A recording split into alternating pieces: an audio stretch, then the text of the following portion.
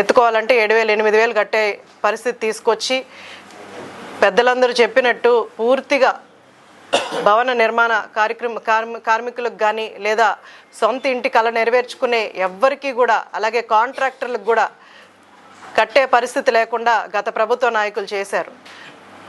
మా నాయకులందరూ కూడా చెప్పడం జరిగింది, గతంలో ఈ ఇసుక విధానాల వల్ల ఎక్కడ కూడా కన్స్ట్రక్షన్స్ అన్నీ పూర్తిగా ఆపేసి కాంట్రాక్టర్లు కానీ లేదా నిరుపేద ప్రజలు కూడా ఎంతో నష్టపోయిన పరిస్థితులు మనం గతంలో చూసాం.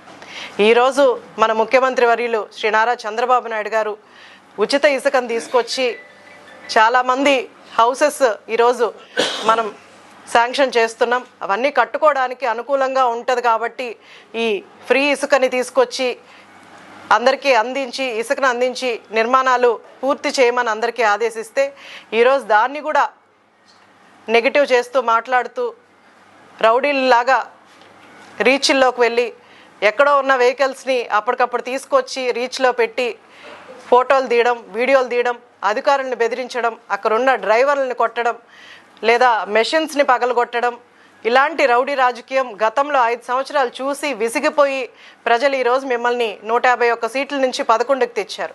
అయినా కూడా ఇంకా దౌర్జన్యాలు ఆపకుండా ఇంకా కూడా అదే దౌర్జన్యం కొనసాగిస్తూనే ఉంటే ప్రజలు గమనిస్తున్నారు, ఇంకా కూడా గమనిస్తారు.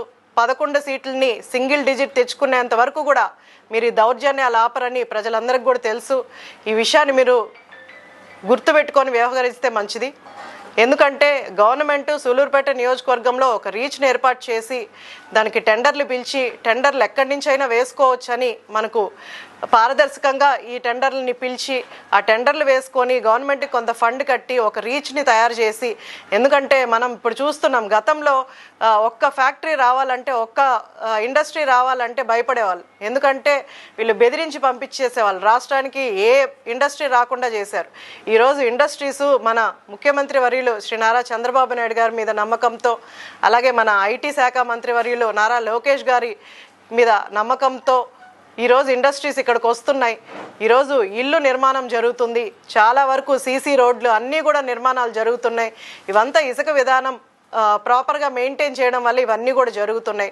అభివృద్ధి పదంలో కూటమి నాయకులు ఎంతో నిబద్ధతగా పనిచేస్తూ ముందుకు వెళ్తుంటే ఇంకా కూడా వాళ్ళని విమర్శించడం అంటే ఇవంతా కూడా డైవర్షన్ పాలిటిక్స్. ఎందుకంటే ఆవిర్భావ దినోత్సవం రోజు మేము ఏ రోజైనా మీరు చూస్తే తెలుగుదేశం నాయకుల వీడియోలు కానీ లేదా జనసేన నాయకుల వీడియోలు కానీ మీరు చూస్తే ఆ రోజు అంటే గర్వంగా ఉంటుంది మన పార్టీ నిర్మించుకున్న రోజని. ఆ రోజు నాయకుల గురించి మాట్లాడతాం లేదా మనం చేసిన మంచి పనుల గురించి మనం మాట్లాడతాం, స్టార్ట్ చేసిన నాయకుల గురించి మనం మాట్లాడతాం. అవన్నీ వదిలేసి టిట్కో ఇళ్ళని మేము నిర్మించాము, తాళాలు వేసున్న వాటిని ఈరోజు తాళాలు ఓపెన్ చేస్తున్నారు. మనము ముందు టిట్కో హౌసెస్ నేను ఫస్ట్ ఇక్కడ ఎమ్మెల్యేగా వచ్చిన తర్వాత విజిట్ చేశాను. ఆ వీడియోస్ కూడా మీరు చూస్తే హౌసెస్ ఎలా ఉన్నాయో కూడా మీకు అర్థమవుతుంది. ఆ టిట్కో హౌసెస్ 70% పూర్తి చేసి చేతికి ఇస్తే అవి పూర్తి చేసి పేద ప్రజలకు అందించకుండా లేదా అక్కడున్న మౌలిక సదుపాయాలు అరేంజ్ చేసి పేద ప్రజలకు ఇచ్చేసి ఉంటే 5 సంవత్సరాలు వీళ్ళు రెంటులు కట్టుకునే పరిస్థితి లేకుండా పేద ప్రజలు ఎంతో సంతోషంగా ఉండేవాళ్ళు. కేవలం తెలుగుదేశం ప్రభుత్వం మా పేరు వస్తుంది లేదా చంద్రబాబు నాయుడు గారికి పేరు వస్తుంది అని ఒకే ఒక్క కక్షపూరితమైన మనసుతో ఈరోజు ఆ టిట్కో ఇళ్లను కూడా పూర్తి చేయకుండా 20% ఉన్న ఇళ్లను పూర్తి చేసి ఆ మౌలిక సదుపాయాలు ఇచ్చుంటే ఈరోజు ప్రజలందరూ చాలా సంతోషంగా ఉండేవాళ్ళు. అవి చేయకుండా లేదా అభివృద్ధి చేయకుండా రఫీబాయ్ చెప్పినట్టు ఒక్క టౌన్లో ఈరోజు ఒక్క రోడ్డు వేస్తున్నారా లేదా ఒక్క డ్రైన్ వేస్తున్నారా? ఈరోజు మీరు వేసుంటే మాకు పని ఉండేది కాదు. ఈరోజు నేను మొన్న కనీసం సిల్టింగ్ కూడా డీసిల్టింగ్ చేయలేదు. ఎక్కడ చెత్త అక్కడ పేరుకుపోయి డ్రైనేజీలు రోడ్ల మీదకి వస్తూ లేకపోతే వెహికల్స్ వెళ్ళాలంటే అసలు గుంతలమయం, ఒక్క వెహికల్ కూడా వెళ్ళే పరిస్థితి, కనీసం బైకులు కూడా ఫ్రీగా వెళ్ళే పరిస్థితి లేకుండా మీరు రోడ్లు చేశారు, డ్రైనేజీలు చేశారు. గ్రామీణ ప్రాంతాల్లో అయితే పూర్తిగా వదిలేశారు జనాల్ని. కేవలం ఇక్కడ నుంచి శాండ్ తోలడం, చెన్నైకి తోలుకోవడం, దాంట్లో వచ్చిన డబ్బుల్ని క్యాలిక్యులేట్ చేసుకోవడం, కంప్యూటర్లో కొట్టుకోవడం, పెట్టుకోవడం. రఫీబాయ్ చెప్పినట్టు ఒక మనిషిని పెట్టుకోవడం, దాంట్లో క్యాలిక్యులేషన్స్, కోట్లలో డబ్బులు సంపాదించడం, వెనకేసుకోవడం. ఇవి తప్ప ఏదైనా అభివృద్ధి పనులు చేశారా? నేను రాష్ట్రం అంతా గురించి కూడా అడగట్లేదు. సూలూరుపేట నియోజకవర్గానికి గత శాసనసభ్యులు ఎన్ని అభివృద్ధి పనులు చేశారు, చేసుంటే మీడియా ముందుకొచ్చి కనీసం వాళ్ళ ప్రెస్ మీట్ పెట్టినప్పుడైనా మేము ఈ పనులు చేసాము, మేము ఇంత గ్రామీణ ప్రాంతాల్లో ఇంత చేసాం, లేదా సీసీ రోడ్లు వేసాం, లేక టౌన్లో ఇంత అభివృద్ధి చేసామని చెప్పడానికి ముందుకు రావట్లేదు. ఎంతసేపు అవతల వాళ్ళు ఏం చేస్తున్నారు, లేకపోతే అవతలలో మనకి నెగిటివ్స్ ఏం దొరుకుతాయి, ఇవి తప్ప ఇంకా వేరే ధ్యాస లేకుండా పోతుంది. అలాగే ఇందాక సుధాకర్ రెడ్డి గారు చెప్పినట్టు ఎవరిని హత్య చేయలేదు, ఎవరినైనా చేస్తుంటే అంటే గతంలో వాళ్ళు డోర్ డెలివరీ చేశారని మాట్లాడుతున్నారు. మన నాయకుడు హత్య దాకా ఎందుకండి?